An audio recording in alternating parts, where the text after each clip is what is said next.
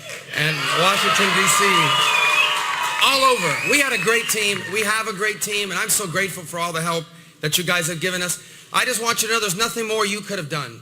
You worked as hard as anyone worked. I want you to know we worked as hard as we ever could. But, well, America's in the middle of a real political storm, a real tsunami, and we should have seen this coming. Look, people are angry, and people are very frustrated. It really began back in 2007, 2008, with this horrifying downturn. Don't worry, you won't get beat up at our event.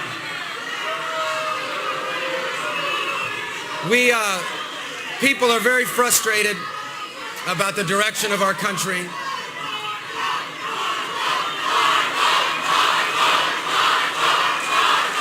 Thank you. Thank you. People are frustrated. In 2007 and 2008, there was a horrible downturn in our economy. And these changes to our economy that are happening are disrupting people's lives. And people are very upset about it. And they're told that, people are angry, they're frustrated, they're being left behind by this economy. And then they're told, look, if you're against illegal immigration, that makes you a bigot. And if you see jobs and businesses leaving to other countries, you have no right to be frustrated. They see America involved in the world and Americans spending money and losing their lives, and they see that there's very little gratitude for all the sacrifice America makes. And quite frankly, there's millions of people in this country that are tired of being looked down upon, tired of being told by these self-proclaimed elitists that they don't know what they're talking about and they need to instead listen to the so-called smart people.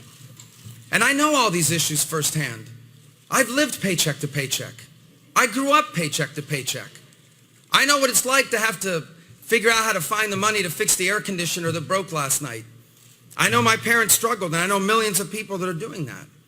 I know immigration in America is broken. No one understands this issue better than I do. My parents are immigrants. My grandparents were immigrants. Jeanette's parents were immigrants. I live in a community of immigrants. I've seen the good and the bad and the ugly. I've battled my whole life against the so-called elites, the people who think that, I needed to wait my turn or wait in line or it wasn't our chance or it wasn't our time. So I understand all of these frustrations. And yet when I decided to run for president, I decided to run a campaign that was realistic about all of these challenges, but also one that was optimistic about what lies ahead for our country. I know that we have a right to enforce our immigration laws, but we also have to have a realistic approach to fix it. I know that we are living through this extraordinary economic transformation that is really disruptive in people's lives. Machines are replacing them. Their pay is not enough. I know it's disruptive. But I also know this new economy has incredible opportunity. I know America can't solve all of the world's problems. But I also know that when America doesn't lead, it leaves behind a vacuum. And that vacuum leads to chaos. And most of all, I know firsthand that ours is a special nation. Because where you come from here doesn't decide where you get to go. That's how a 44-year-old son of a bartender and a maid, that's how I decide that in fact I too can run for president of the United States of America. So, from a political standpoint, the easiest thing to have done in this campaign is to jump on all those anxieties I just talked about, to make people angrier, make people more frustrated. But I chose a different route, and I'm proud of that. Because that would have been, in a year like this, that would have been the easiest way to win. But that is not what's best for America. The politics of resentment against other people will not just leave us a fractured party. They're going to leave us a fractured nation. They're going to leave us as a nation where people literally hate each other because they have different political opinions. That we find ourselves at this point is not surprising, for the warning signs have been here for close to a decade. In 2010, a Tea Party wave carried me and others into office because not enough was happening, and that Tea Party wave gave Republicans a majority in the House. But nothing changed. In 2014, those same voters gave Republicans a majority in the Senate, and still nothing changed. And I blame some of that on the conservative movement, a movement that is supposed to be about our principles and our ideas. but I blame most of it on our political establishment. A political establishment that for far too long has looked down at conservatives as simple-minded people, looked down at conservatives as simply bomb throwers. A political establishment that for far too long has taken the votes of conservatives for granted. And a political establishment that has grown to confuse cronyism for capitalism and big business for free enterprise.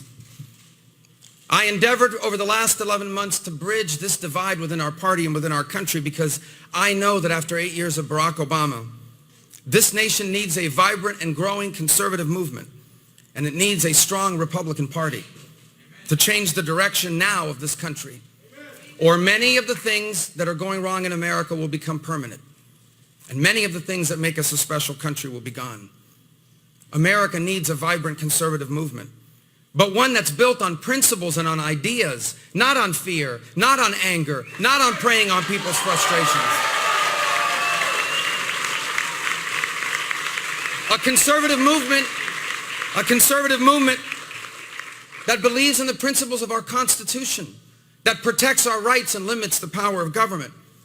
A conservative movement committed to the cause of free enterprise, the only economic model where everyone can climb without anyone falling. A conservative movement that believes in a strong national defense, and a conservative movement that believes in the strong Judeo-Christian values that are the formation of our nation.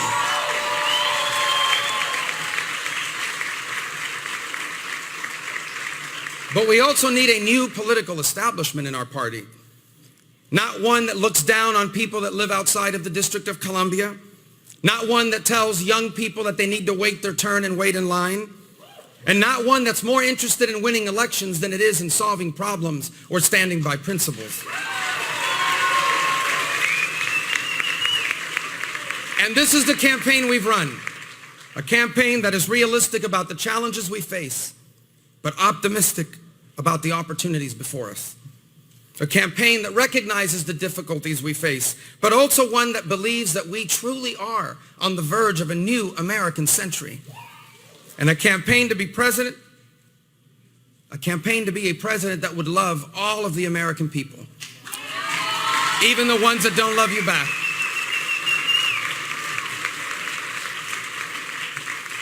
This is the right way forward for our party. This is the right way forward for our country. But after tonight, it is clear that while we are on the right side, this year, we will not be on the winning side. I take great comfort in the ancient words which teaches us that in their hearts humans plan their course, but the Lord establishes their steps. And so yet, while this may not have been the year for a hopeful and optimistic message about our future, I still remain hopeful and optimistic about America.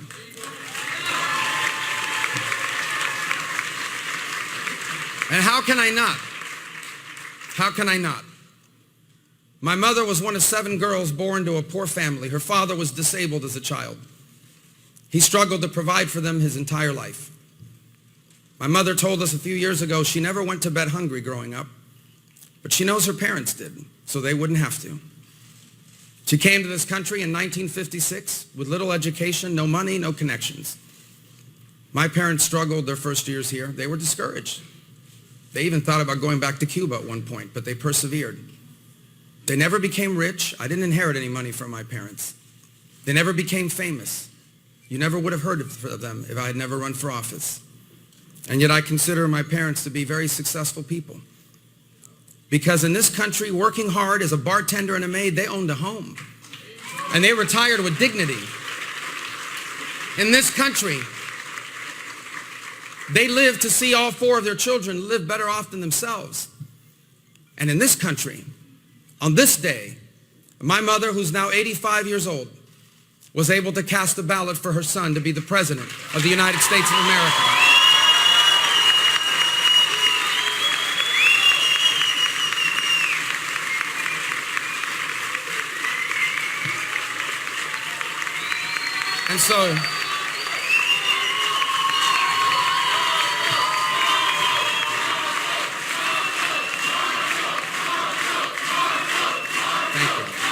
And so,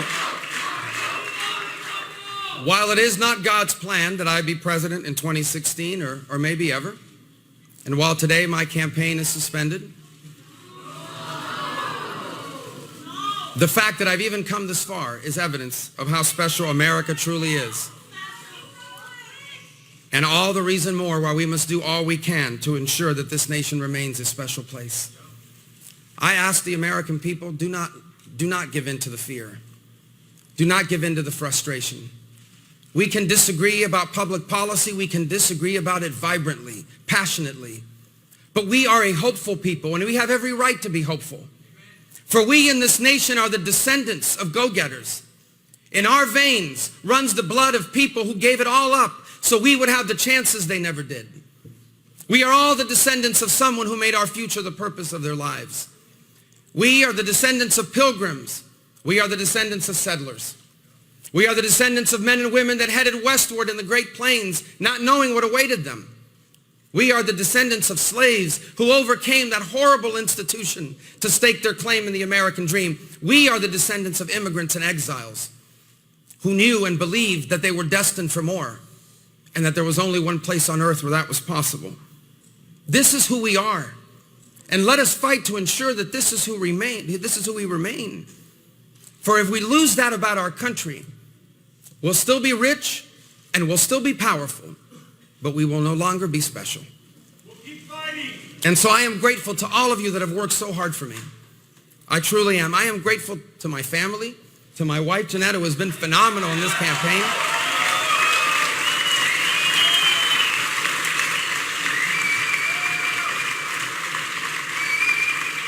To my 4 kids, who have been extraordinary in this campaign.